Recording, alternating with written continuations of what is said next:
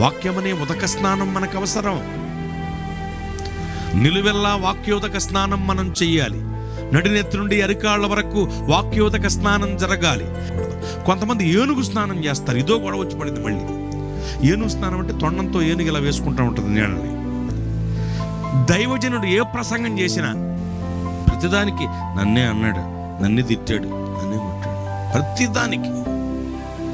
ఏంటి ఇది? ఎవరిని ఏమైనా మాట్లాడుకున్నా సరే ఎవరు నవ్వుకుంటా వాడదనేదా అనుకుంటే నన్నే చూసిన వేరేళ్ళు, నాకు వందనాలు చెప్పలేదు వాళ్ళు, నన్ను పలకరించలేదు వాళ్ళు. ప్రతిదానికి తప్పండి. ఎప్పుడు ఏనుగు స్నానమేనా? దైవజనుడు ఏం చెప్పినా మొహమాట చెట్టువేనా? దైవజనుడిలో నుండి దేవుడు మాట్లాడతారు.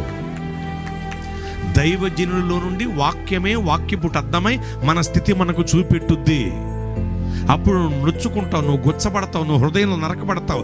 అప్పుడు నువ్వు అనుకుంటావు ఈరోజు పాస్టర్ గారు వాక్యంలో పెట్టి నన్నే ఉతికి పిండి ఆరేసి క్లిప్లెట్టెడ్ అనుకుంటావు. కానీ అలా అనుకుని అలిగి సని గుని తిరుగుబాటు చేయకూడదు.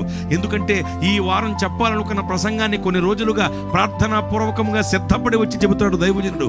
అలా సిద్ధపడి వచ్చి చెప్పేటువంటి దైవజనుడికి వాక్యంలో పెట్టి తిట్టవలసిన అవసరం లేదు. అయినా కొన్ని మాటలు వచ్చి నీకు తగిలేసినాయి అంటే అర్థం ఏంటంటే నీ బ్రతుకు సరిగా లేదని, నువ్వు సరిచేయబడాలని అర్థం.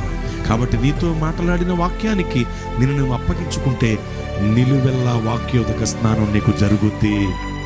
గుణతామచ్చాడాగు కలంకబట్టిదేది లేనిదైన ఆత్మీయ సౌందర్యము కలిగిన పరిశుద్ధ వధువు సంఘముగా నీవు రాకడకు సిద్ధమవుతావు. స్తోత్రం.